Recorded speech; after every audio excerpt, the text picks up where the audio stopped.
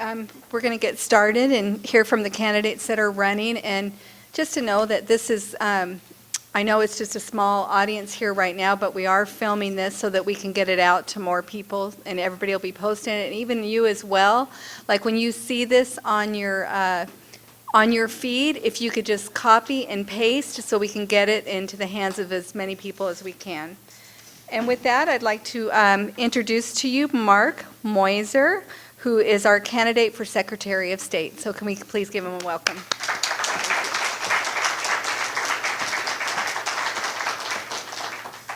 You can keep clapping.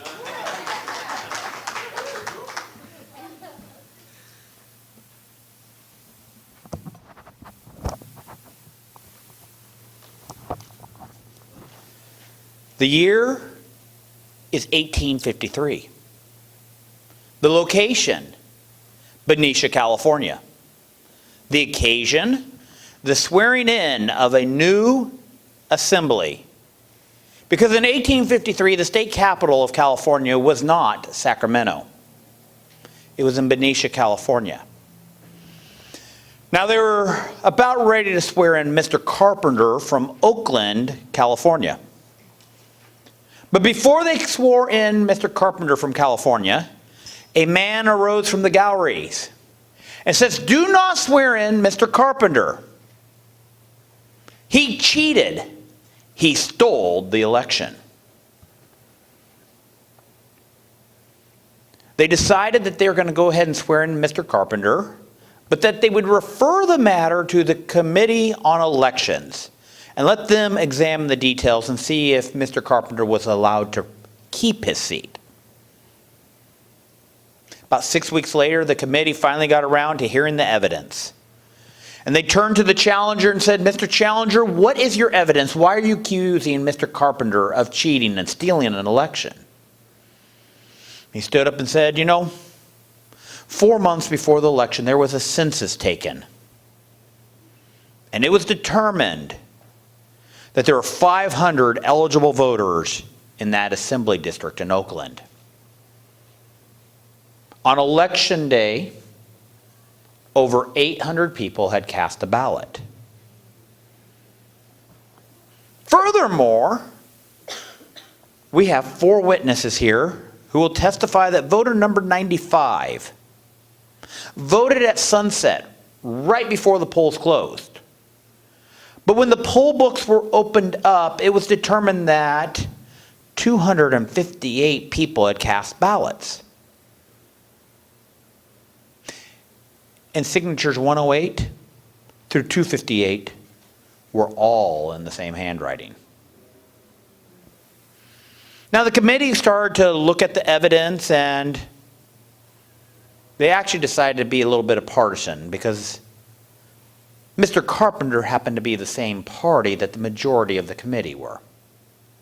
And they decided that, Oakland was a growing seaport town.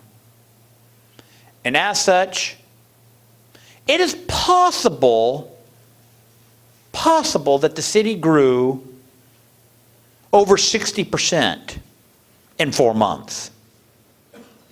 And they said that while it was an irregularity that so many people had the exact same signature, they couldn't prove anything because when they personally asked voter number 95, who happened to be a supporter of Mr. Carpenter, he testified that he had voted at 2:30. So the committee decided that, Mr. Carpenter, he got to keep his seat. Now, of course, the press got a hold of the shenanigans going on in the state capitol, and they started reporting, and of course the voters weren't too happy. And so before the entire assembly had the opportunity to decide whether they're going to ratify the committee report, there were some people who decided that maybe it wasn't a good thing to be partisan on the issue of Mr. Carpenter. So the vote was had, and the assembly decided that Mr. Carpenter was going to have to vacate his assembly seat, and that there would be a special election to fill that vacant assembly seat in 2 weeks. Election came and election went, and 10 days after that, the date of the certification of that vote. Mr. Carpenter showed up in Benicia and says, "Swear me in, I was the winner." And right behind him came the challenger and he said, "Do not swear him in. He cheated. He stole the election." The assembly said, "We're not going to deal with it in another committee again. We're going to take care of this right here, right now. Mr. Challenger, please tell us your evidence. Why do you say Mr. Carpenter has cheated and stole the election?" He stood up and said, Mr. Carpenter, he owns the ferry. The ferry that goes from San Francisco to Oakland.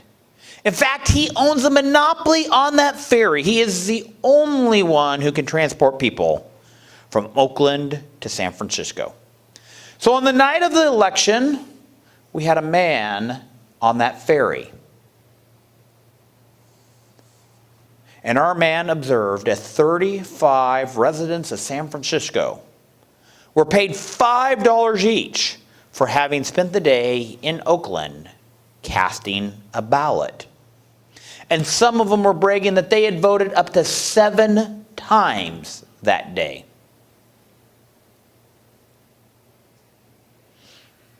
Pretty damning. Mr. Carpenter, what do you have to say for yourself? Now, Mr. Carpenter stood up. He did not say, "I didn't do it." He did not say, "I had no idea about this." No. Mr. Carpenter stood up. And he said, "Well, he cheated also." The legislature was faced with a dilemma. Were they going to call a second special election for the exact same race in the same month? And the legislature decided that he who cheated best won the election that day. Now, I tell you this story because it's from our own history here in California. The wild, wild West, California in 1853. Truly, this is not a representation of what elections were like in the 1800s. Well, let's go east. Let's advance the clock just 3 years. Let's put ourselves in the state of Kansas. And if you've studied your history, you know that there were a whole lot of people who came over from Missouri into the state of Kansas to cast illegal ballots on whether the state of Kansas was going to be a free state or was it going to be a slave state. But Mark, Kansas was a brand new state. This was a frontier town. We need to go to a state that had the rule of law, that's been well established in the principles of a Republican form of government. You're giving us these news stories, and those are not fair representations of what American elections were like. Okay. Let's advance the clock to the year 1870, right after the Civil War. Let's go to New York City. Ever hear of Tammany Hall? Do you know how Tammany Hall got its power? This is during the 1870s, the highlight of Boss Tweed. He got his power because he got people to come over from New Jersey, people to come down from upper New York, to cast a legal ballot so that he could have and maintain power in the city of New York City. You see, in the 1800s, there was a problem with our elections. And that problem was that it didn't matter who voted. It mattered is what party was counting the votes. There was a problem in America. There was a crisis in America when it came to the integrity of our elections. And the solution to that problem was voter registration. They started registering voters so that way we could have honest and fair elections in the state of California, but also United States. Ladies and gentlemen, I'm here to tell you that we have a crisis in California with the integrity of our elections. Not just in 1853, but even today in 2018. Let me start off by saying that according to Harvard, who's done a study of elections around the world, that of the 28 Western democracies, the United States of America is ranked 28th when it comes to election integrity. But don't worry, we live in California. And according to MIT, who's just completed a study of all 50 states, measuring elections by 17 different measurables, scientifically have proven that the state of California has the third worst elections in the United States of America. So I'm here to tell you we have a crisis in California with the integrity of our elections. And this is not a crisis that is just one side or the other. This is a bipartisan issue. Let me illustrate. I'm sure everybody in this room has heard of a guy named Donald J. Trump. And his favorite device, his telephone using Twitter. Now, Donald J. Trump on Twitter has said that there were over 3 million non-citizens who cast ballots in the 2016 election. And as such, many people on the right have concerns about the integrity of our elections, of non-citizens diminishing the value of their vote. Let's go over to the left. My left, not yours, I understand. But over here on the left, in December of 2016, Jill Stein raised millions of dollars so that there could be a recount of the ballots in Michigan and Wisconsin. And why did those people donate millions of dollars to Jill Stein? So that they could recount the ballots because they thought someone had interfered and had tampered with those machines and that they were giving an incorrect vote. So the left was concerned about the integrity of counting the ballots. It doesn't matter if you're on the right or if you're on the left. The issue of election integrity is an issue that both sides are concerned with.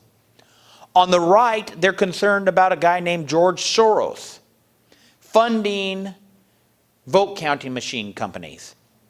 On the left, they are concerned about a guy named Karl Rove and his former business associates who own vote counting machines. This is not a partisan issue. It is an American issue. It's where we the people have a concern about the integrity of our elections. Now, here in the state of California, there are 11 counties that have over 100% voter registration. Organizations like Judicial Watch and Election Integrity Project of California are suing the state of California for bloated voter rolls.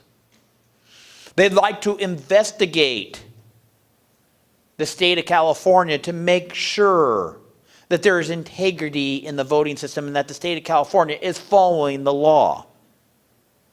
But on the left, the supporters of Bernie Sanders brought a lawsuit against the state of California because when they were looking at the election results, they saw a huge gap that the numbers just didn't seem to add up. So they wanted an audit. And the same Secretary of State refused to allow the right to investigate his elections and refused to allow the left to investigate his elections. Instead, he felt that he was above the law. We have a crisis in California with the integrity of our election process. I could go on and on and on and tell you more horrific stories about our elections than you probably want to hear. But there's a crisis, and there's actually a very easy solution. On November 6th, you vote for me to be your next California Secretary of State. Because here's the deal. Most people understand that there may be a problem with elections. But what they don't understand is that there is a constitutional office that's responsible for making sure that there's integrity in our voting system. Most people understand that there may be a problem out there, whether it's non-citizens registering to vote, whether it's proper counting of the ballots. They may not necessarily agree, but they know Russia hacking. They hear a lot about that. But what they don't understand is that there is a person on the ballot that they can do something about. Someone that they can vote for on that issue. And again, that is the Secretary of State, the Chief Election Officer of the state of California. Now, it is my responsibility as Secretary of State to ensure that there's integrity in the ballot system. It is also my duty to make sure that every resident of California who is a United States citizen, who's over age 18, has the opportunity to register to vote. And if they're registered to vote, to make sure that there are no hindrance put in their path to keep them from voting. And if they exercise their duty and privilege as an American and cast the ballot, that their ballot is properly counted. Now, I am an election law attorney. I was one of the first attorneys that they flew into Wisconsin and Michigan for the presidential recounts. Over 8 days, I was in 6 different counties in 2 different states, observing the recount of the presidential ballots due to the Jill Stein recount. I happen to have worked in courthouses on election law, and I have worked in the counting rooms. I understand election law, which is why I was recruited to run for this race. Because as I mentioned earlier, California has the 3rd worst elections in the United States of America. And we don't need another politician who's just using the seat as a stepping stone to some bigger office. We need somebody who actually understands election law, who can articulate the problems of election law and actually do something about it rather than say something about it. We have a problem with our elections in the state of California. You need some more examples? Well, okay, I'll give you some more examples. How many people here that over 77,000 people had their party registration removed by the Secretary of State due to a faulty motor voter program and databases with the DMV? How many people here heard on election day this year 118,000 people removed from the voter rolls in LA County? And how many people here heard last week that 23,000 people were put on the voter rolls with improper information, some people not even eligible to vote, due to DMV's administrative errors? There are so many administration errors going on right now in the Secretary of State's office. You almost think that administrative errors is, you get a gold star for having administrative errors. I mean, they seem to be working pretty hard to see how they can trash our voter registration rolls. We're getting stories at such a rapid rate this year. We got a problem. We got a crisis. And the solution is very simple. You vote for me on November 6th to be your next California Secretary of State. Because we need somebody in Sacramento who's not looking at the office as Secretary of State as a stepping stone for some other office, but instead has the qualifications and experience to be the Chief Election Officer of the state of California, and actually has a desire to fix a problem, not a desire to talk about fixing the problem. So here's the deal. Mark, you sound like a pretty nice guy. You sound like you know what you're talking about. But do you realize that Sacramento seems to be lacking of common sense, and they don't seem to elect people with common sense? How in the world do you think that you can win in the state of California going against the incumbent? Why are you wasting our time talking to us? You have no chance of winning. Well, the thing is, we've all heard the term voter suppression, right?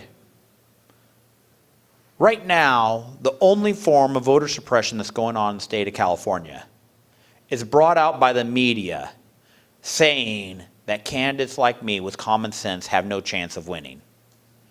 Because what happens with those statements that Republicans can't win is it causes certain candidates not to run. And when they do run, people don't contribute to their campaign. They don't volunteer for their campaign. And yes, there are people who will not show up and vote because they believe the lie that somebody like me can't win. They just stay home. But I want to make sure that everybody here understands the political environment that we are in 2018. Because 2018 is not the same as every other year. Right now, I like to say that the Democrat leadership in Sacramento is a beached whale. It has outswam its support. How do you back that up? Very simple. LA Times poll, 45% of California Democrats do not like the direction that this state is going. Basically, it's a beached whale. It doesn't know how to get back into the water. It doesn't know how to get back to where its actual support is. Tides change, they come and go. But the people of California do not want the state of California telling them whether they could use drinking straws at a restaurant, or what kind of drink your kid is allowed to drink with their Happy Meal.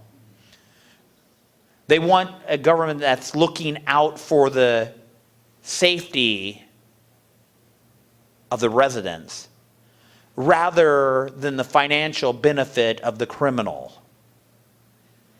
Whether it's eliminating bail bond or making it so felons are no longer felons, they're just misdemeanors and they get out of jail in a few days.